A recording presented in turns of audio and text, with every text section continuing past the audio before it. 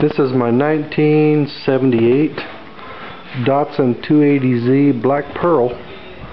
It's in the paint stage. Pretty soon it's going to have a black pearl metallic paint on it in a couple weeks. Right now I'm taking care of all the body work.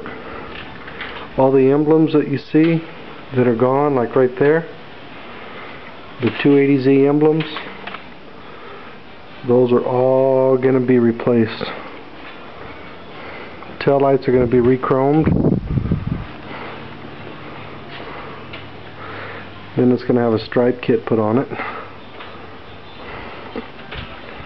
The orange piece there came off a 240Z, early 70s.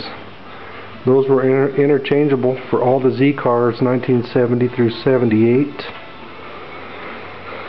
The wheels are actually original wheels. They were a dealer option. Very, very rare. It's got the 2.8 liter fuel injected straight 6 5-speed transmission.